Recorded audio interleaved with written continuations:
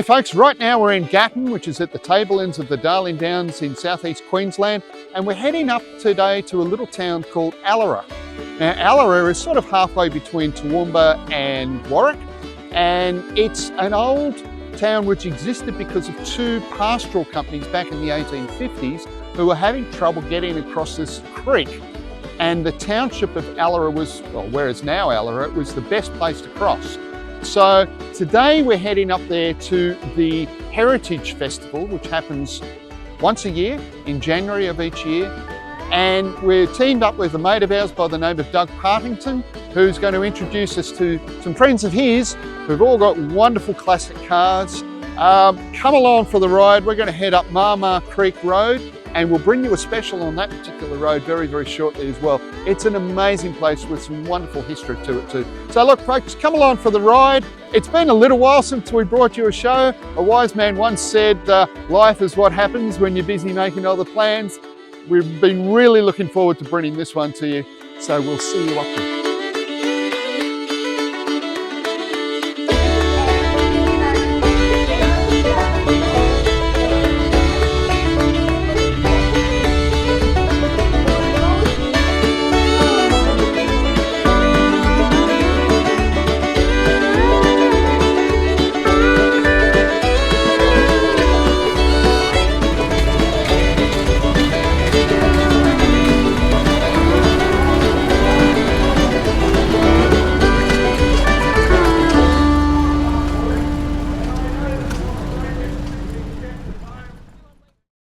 G'day folks, before we get through to today's episode, I'd like to pose a question to you.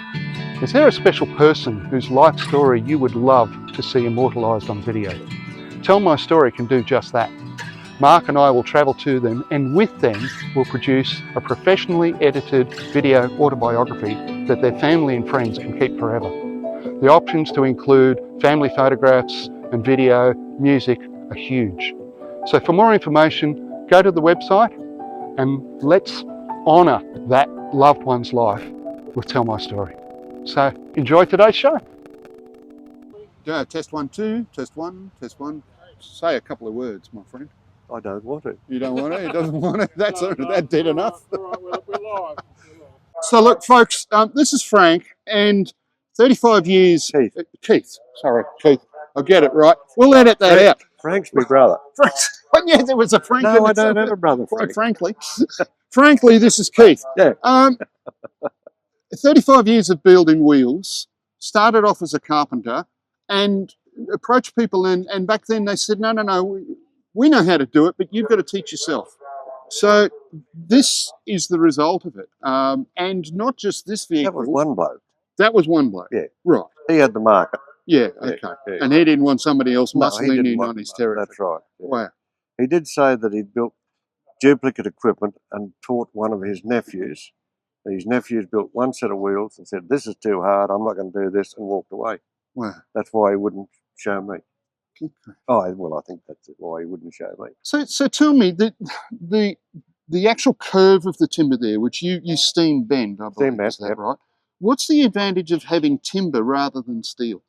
Well, it was just a progression from the wagon wheel to automobile. Okay. That's the way they built a wagon wheel. So when they started building cars, they built wheels the same way. Right. So just a industry progression.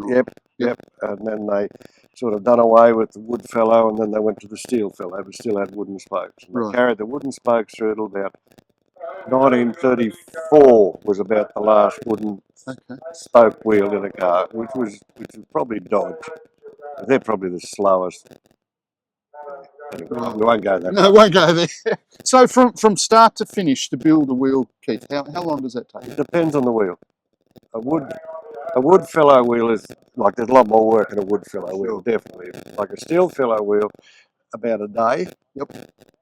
With the wood fellow wheels, you steam bend the fellows and then throw them over in the corner of the shed for at least 3 months to dry. Right. Because you've absolutely saturated your timber, so it has to have time to dry out again. If you put that into a wheel straight away, it'll shrink and you've got a loose wheel. So you leave it to dry for as long as you can, and then 3 months later, come back to it, set your fellow, bore the holes, cut your spokes, put it together. So there's about a day in building the wheel once you've got the fellow fitted.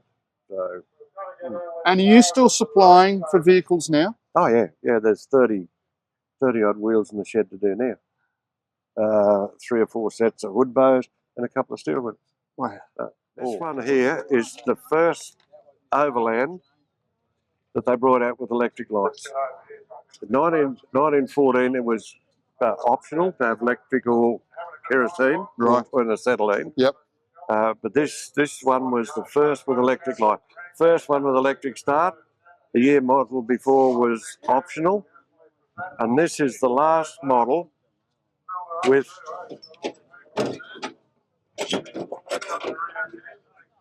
independent cylinders. Oh, wow. So how problematic were they compared to a solid block? You don't push the piston up too far. Right. Because the top ring will flick out and there's a expansion joint up in the chamber. Yep. You get that top ring and it pops out. Oh. You never get your piston out. Right. Wow. You've got to You shatter made that mistake once and once only. Yeah. How many horsepower?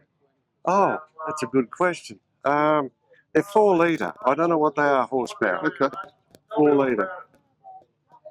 And it'll do, what, 80k an hour Oh, yeah. comfortably out on the road? Comfortably, yeah. It takes big steps. It's just... Yep. Yep. Fires once every 30 seconds or so. Yeah. And the last time I had it out, I haven't cleaned that down. She had a leaking water jacket. Yep. So I've cleaned that up. I've fixed that up. I haven't cleaned it up. Right. But she's not leaking water now, which is good. The old aviation gasket cement there. Yeah, great stuff. How many, what's the gearbox in it, mate? They're 3-speed. 3-speed? 3-speed. Yep. The gearbox on these are back on the diff. Oh, yeah, you're right. Yep. Yeah, it's the gearbox bolts straight onto your diff, and it's only got a little pinion shaft about that long. Right. And then you got these big long linkages that go from your gear change right back to your diff. And I believe that your family are now driving your cars to some of these shows as well, because you've got several cars here, so you need a few helpers. So how do the grandkids go learning with they like the later model ones. Yep. Yeah. I'm sure they do. They do. But they've got to get used to this. Yeah. Yeah, I don't listen when they change gears. Just get in and do it. So,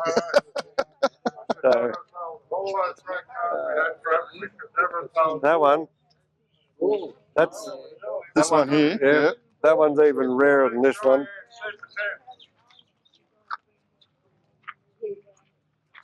This one was built by Fred Eager in Brisbane. Fred Eager had a production line in Brisbane. Right. And they said Ford was the first one with a factory ute. Right? Yes. With a production line ute, which is true. But John Willys also had a little production line in Brisbane, and he made that as a utility in 1929. Wow. So when did Ford bring theirs out? 34. That was at Lou's. Really, this has sort of preceded it by some years. Yeah. And who commissioned this car then? Do you know? No, I don't. I don't know enough about that. So somebody must have said, hey, listen, I need, similar sort of thing. This would have been brought in as a tourer. Right. But Fred Eager would have got this as a tourer, but not a completed tourer. It would have been just a firewall chassis. Yep.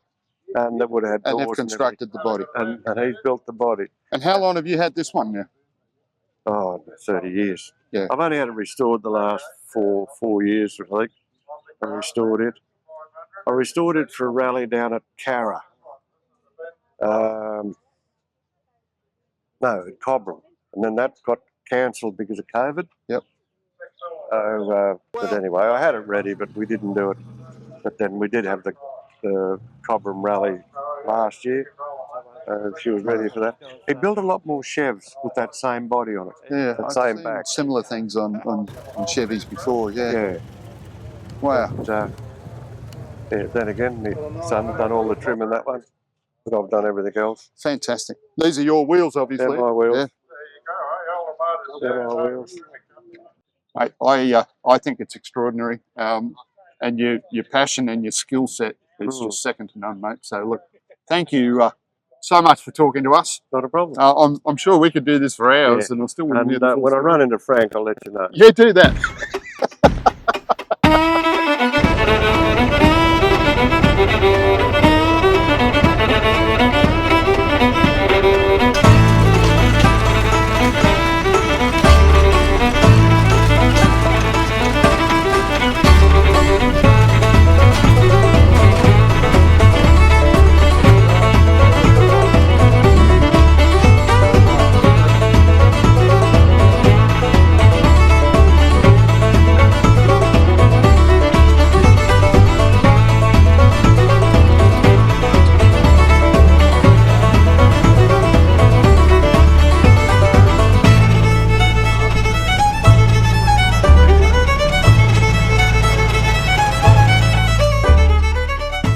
Guys, this is Lindsay. This is his little Austin. Morris. Morris, sorry, I'll get it right. Great competitors. I've been doing this all day. I mustn't have got enough sleep last night, mate. This is the Morris. I nearly called it a baby Austin. Washed my mouth out with such. Oh, William Morris will be turning over in his grave. Sir Nuffield. Tell me about this car, mate. How long have you had this one? Oh, I've had it for about half a dozen years, but it's a 1932 Morris Minor. Right. So an Australian body as well. And a little bit rare because it's a 4-seater tourer. Wow. So how do you cram 4 people into that? Well, they call them chummies like they did the Austins because everyone gets quite close to each other. Yeah, too comfortable and 4 affectionate. Yeah. So she's a good little beast. She's only 8 horsepower. Right. And that's if they all turn up. Okay. Yeah, sometimes one or two. One or two's bolted somewhere else. Yeah. One or two sometimes stay out, not on the oats. And have you restored it? I've only done the mechanicals. Yeah, professionals did the paint and the vinyl and everything. What's the history of the car, mate? Do you know where it came from? No, we don't know way back, but it was in a museum up at Maryborough, and they had it sat up on a rock. So she got a permanent twist in the tiny little chassis. No. They only have a little chassis like a T-model Ford. Right. So it's all real flexible. Yep. And but anyway, she's come straight now after a few kilometres. And yeah, it's a great little motor, white metal bearing motor. And she just puts along, a little single SU, no air cleaner on it. Wow. You know, as simple as. Yeah, sure. Yeah. What's it like to drive, mate? Oh, it's good. At 50 mile an hour, you'd feel like you're doing 160. Yeah, sure. You know, it really, and she follows every little groove in the bitumen. I'll bet. If you had tram lining. Yeah, if you've had big trucks ahead of you on the soft bitumen, you go where they went. Wow. Can we pop the bonnet? Yeah. Let's have. Wow. So nothing much. Wow. Isn't it beautiful? Nice now. Yeah, she's pretty simple. You know, a side valve and around on. So no water pump. All thermo siphon. There's a tiny little SU. Wow. Little SU there. Oh look, I got a spare washer. Oh, that's always handy. Yeah. Yeah. Wow. So that keeps the 8 horsepowers pumping. Yep. Fantastic. And rear brake only, or is it front brake? No, 4-wheel brakes. Yep. Yeah. All clothesline brakes, we call them. Clothesline brakes. Yeah, just run by a cable. Okay. And they pull up in turn. They all have a turn. Right. And as you go. That would make the stopping experience interesting. Yeah. You don't jam your foot on the brake. You calm down. Yeah, sure. It's Plan kind ahead. of. Yeah. She Plan won't ahead. stop on a real steep hill. Okay. No way that Right. it'll stop. So you just choose a gear and. You choose a gear and you Right. go down. Yeah. So she's going. Wow. And crash gearbox? Yeah. They didn't come up with synchro for a couple of years after this one. Okay. Yeah. So 4-speed though, you could pay the extra for a 4-speed. So these were £100 Wow. to buy. So they were quite affordable. She's got a little timber dash and Tasmanian oak I use for this. Gorgeous. Yeah. That's stunning. got a rear vision mirror that picks up half your shoulder and half the shoulder from the person next door. So that's really and good. a hand-held wiper there. Yeah, I see. yeah. When I took her in for the roadworthy, he said that wiper blade might need seeing too, but apart from that, everything else was perfect. Right, okay. Yeah. As if it would make that much difference. So I tell you what, you're doing your timing to get away from an intersection or something. You're working the wipers in the drizzle and you're changing gears. There's a fair bit on. Yeah, there's a lot happening there. There's a lot there? happening. Wow. Yeah. Yeah, you really know that you're motoring. And I got a little Riley 9 as well. Okay. It's just a touch longer A little bit bigger, yeah. and about that much wider. Wow. But it's like a little toy car too. Everyone loves them. Oh, I think it's gorgeous, mate. Yep. It's something straight out of Noddy and Big Ears. So we have all these kind of cars down at our Cars and Coffee every And Saturday this is morning. in Allora? Yeah, in Allora in the main street. And we do it on Saturday mornings. So it helps our little town survive. Good on you. And yeah, just lately we've been getting 80, 90 cars. That's fantastic. So it's really good. And everybody's welcome. So we get, you know, from 1914 Fords Yep. right up to the latest Mustangs, you know, which are 1 year old. Awesome. Yeah, and everyone comes. Last week we had fire engines, tractors. Everybody turns up. So if you're in the Toowoomba, if you're in the Warwick area, Allora, all that area, every Saturday. Every Saturday, Wow, that's a commitment. 10 o'clock. Fantastic. In the main street? In the main street, yep. Awesome. You won't miss it. Come along. Just if you haven't got a car, come along anyway. Come along for the ride and the coffee and just to have a chat to some great people like Lindsay. Ah, yeah. Mate. It's all about cars. Thank you so much. Thank you. Excellent stuff.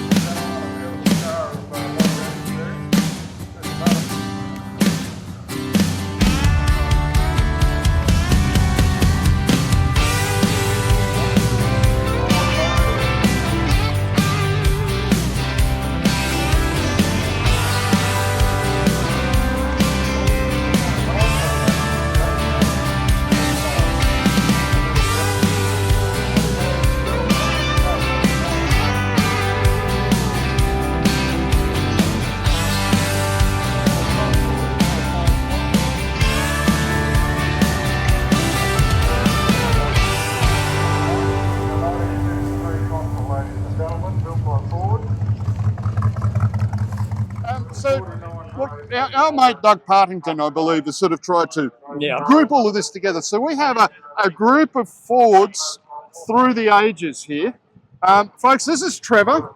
And Trevor, I believe this is your Prefect here? Yeah, 49. 49, 1940. And how long have you had it now? If I told you 6 years, it'd be about 60 years. It'd be about right. Yeah, okay. I'd be about, yeah. Right. And how long did the restoration process take?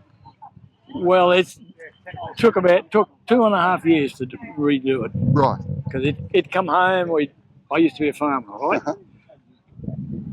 It did that. Our kids grew up, learned to drive it until it got that way that she couldn't even have enough power to drive itself.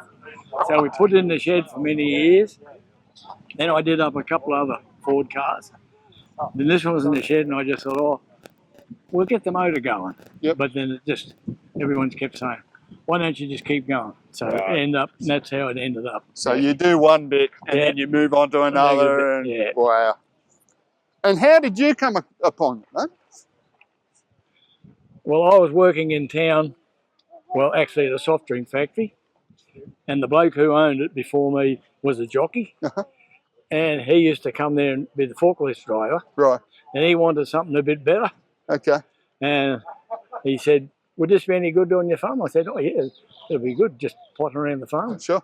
So we drove it home. It was 50-something kilometres. We used to do that every day. Drove it home. Next day I went back and took the number plates in. So, I mean, she hadn't been registered for 60 years. Wow. Now she's registered again. Fantastic. And who drives it now? Is it just you, or is it just me? Yeah, okay. Yeah, Beverly won't drive it. No. Right. No. Bit too nerve-wracking. Yeah. No. How's it handle the open road? Oh, yeah. Well, coming in, a speedo says we were doing 45 miles per hour. That's not bad. No, it's pretty good. What, is it 50 horsepower or 60? Oh, no, mate. Oh, a bit more than that. A bit more than that. Ooh. 10 horsepower. 10 horsepower. 10 horsepower, yeah. Fantastic. It is. I love it. I mean, it gets along. It goes up fair slopes. Yes. You know, it slows down, but it does it in top gear, you know. No overheating problems? No, I haven't. She hadn't got a temperature gauge, I think, but whenever you check the water again, it's all good. It's all good, yeah. Right. She doesn't. Beautiful car. Yeah. Fantastic. Well, I mean, for its age, it looks quite well now. Awesome. That's awesome. Great stuff. Yeah, thank you. Well done. Congratulations. Thank you. Lloyd, tell me about this one, mate. How long have you had this? Probably had it 2 years. Yep. 2 years. Apart from that, cut and polish. It was just a nice vehicle. I like driving them. It's a little V8, automatic transmission. And the reason why I bought it, I'm doing others up, but there's far too much in them to do them up. So I'd rather buy one that you can enjoy. It was a nice ute. Yep. So yes, from there I just drive it when I can. And have you always been a Ford man, or is this just a recent thing? I collect two models. Oh, so, I see. You've really got the bug. I like two models and XWs. Yeah, I don't know why, but XWs I've always liked the square look about them. It's a beautiful shape, isn't it? Yeah. Yes, it is. Yeah, they really evolved nicely. Great stuff. And you said you've got a few of these. So you've got... Yeah, okay. You're looking a bit sheepish there, mate. Oh, you just open your checkbook when you want to restore them. So, no, 3 sedans, a ute and a wagon. Wow. Well, look, thanks for bringing it along today. I think it's an amazing display to bring it to. It's good fun. No, all good. Thank you, Lloyd. No, thank you. Great stuff, mate. Yep. Good job. So, folks, this is Graham. Here's our third victim in this little display here.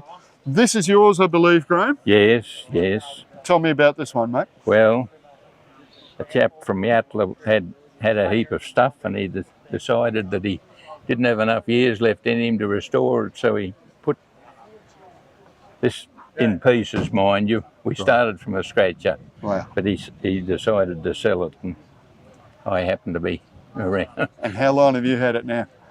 Well, we spent 3 years restoring it, and probably had it 3 years. Okay. About the same. Yeah. So this would be one of its first outings then, would that be right? First one. First outings? First time? Oh, no, we did a rally to Dalby first up. Okay. And did Jindawi and back to Oakey. Yep. That's a fair hike. That's the weekend. That's yes, it was. Wow. Yeah. So what year is this one, mate? It's a 13. Yeah. That'd be one of the oldest ones around, I would imagine. Not quite. Okay. There's Right. an odd 12 around. Oh, right. There wouldn't be many though. Wow. No. Beautiful car. Yeah. And what's your history with Ford?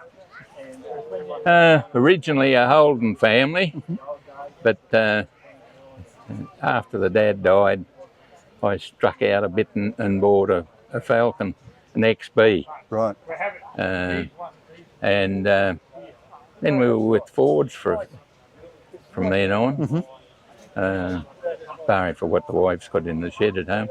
What's she got in the shed at home? A little Merc. Okay, fair enough. Look, thanks for bringing it along today. It's a beautiful car. Oh, well done. Thank you. It's a pleasure to show. Well, that's what it's all about. Absolutely. Showing it to hopefully our younger generation. For sure. Will learn something. Learn how to drive a real car. So, folks, in behind every car, every restoration of a car, there's got to be the people who have got the skills, the determination, and the knowledge, the know-how to put these things back together again. This is Ian. And are you a mechanic by trade? Yes, Ian? Okay. I've been a mechanic for 46 years this year. Right. And I know you were responsible for the mechanic and the electrical on the Prefect. Prefect here. Yeah. What got you into this crazy thing that we call restoration, mate? Always from a kid, always wanted a T-model Ford. Dad had a book and we were going through it when I was about 6. And I said to Dad, I'm going to have one of those one day. He never got to see it, and Mum knew I was getting one. Right. So that's where my fascination with T-models come from. Okay. And then I become a Ford factory trained mechanic. And then 10 years ago, I think, through Doug Partington, I really got involved in restoring them. Right. And that's where it's gone from there. So now I have this workshop in Stanford. Yep. And I've got too much work. Can't keep up with it all. Yeah, but it's something I love doing. I'm not a real fan of working on the late model cars. Right. I like driving them. Sure. But I like just the simplicity of the old cars. Right. Yeah. And as far as the Model T is concerned, obviously they're a far simpler thing. Yeah. But what is it about the engineering behind the Model T, do you think, that's kept them going for as long as they have done? The simplicity. All right. Their simplicity, but in some ways they were far ahead of what was at the time. And even to this day, there's a lot of things in the T model that are now coming back in the modern car. How so, mate? We'll start with the ignition system. So with the ignition system on a T model, there's one coil per cylinder. Yep. Controlled by a timer on the camshaft. In a modern car, there's one coil per cylinder, controlled by a sensor on the camshaft and the crankshaft that goes through the computer. Right. So basically, the T model just didn't have the computer in it. Sure. It had the timer and it had the ignition. It's the same concept. Yeah, right. And the transmission in the T model Fords was the forerunner to an automatic transmission. Really? How So bands and clutches and a planetary pack. Right. Which we call triple gears. So that's what an automatic is. But instead of hydraulics and electrics like the modern ones, we use the pedals for the gears. Right. Yeah. So, so things like that are something that was back then was thought of, well, that's the way to do it. And then they went away from it and put distributors in cars and that. Now they're back to the same idea. Right.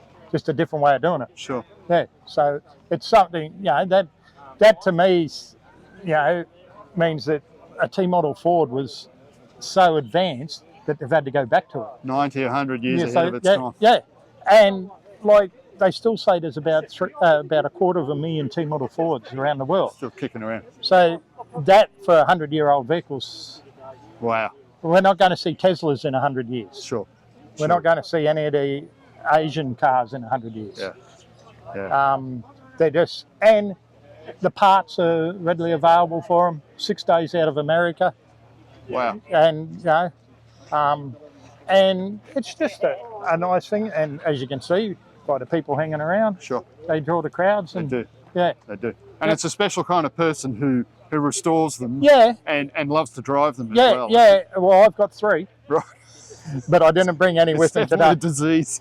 Well, that's what I say to Doug. It is a disease. You can't have just one. You grow with them. I should say I've got 3.5 because friends of ours in Brisbane only half of the other one. So that when they come out to Stanford, they got one to drive. So my oldest is a 1912, like Doug's oldest is a 1912. And then I got a 1925 American-bodied coupe, so left-hand drive. And then I got a 26 Tourer, which was made in Geelong.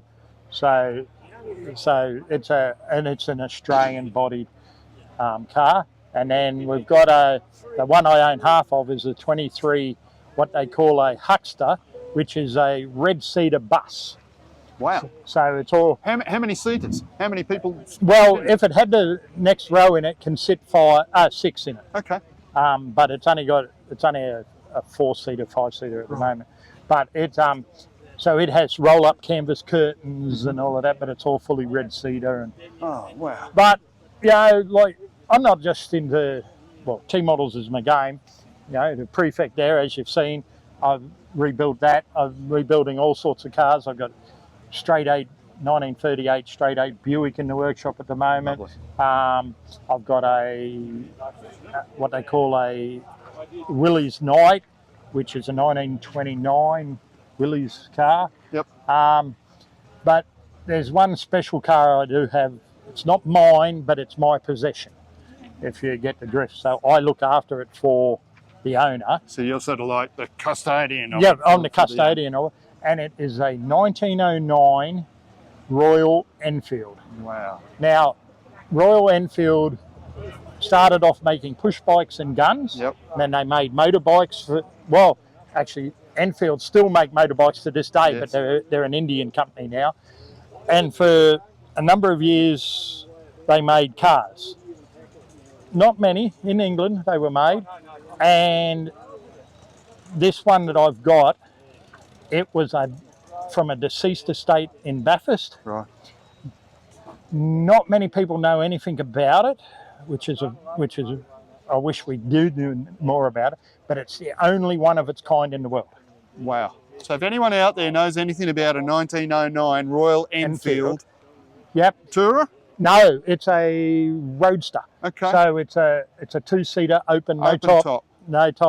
It's got the close to 100-litre brass fuel tank on the back, full brass, with the cane basket behind that. All the. So it's a bomb on wheels. Yeah, and vintage and veteran car people in England who buy, sell, and restore these.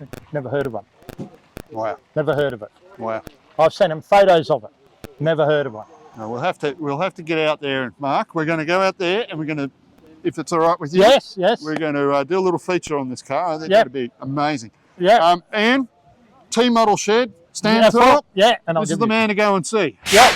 So, folks, that was the Allora Heritage Weekend. I'd like to thank the Allora and District Historical Society, the Veteran and Vintage Vehicle Club, and all the other amazing people who put this whole thing together. Look, it's held in January of each year. The next one obviously will be in 2027. It's in the beautiful little village of Allora, up on the Darling Downs in Queensland. Look, do yourself a favour, get up here and check this out. It is just incredible, the variety of things they have up here. A special thanks to the wonderful Doug Partington for introducing us to some of his crazy mates and their beautiful old cars. Look forward to getting up here again next year, and we'll see you on the road. So, if you've got a car, if your friend, family member, whoever it is, has got a car that you'd love to see featured on the show, then right down the bottom of the screen here is where you're going to find a link to it.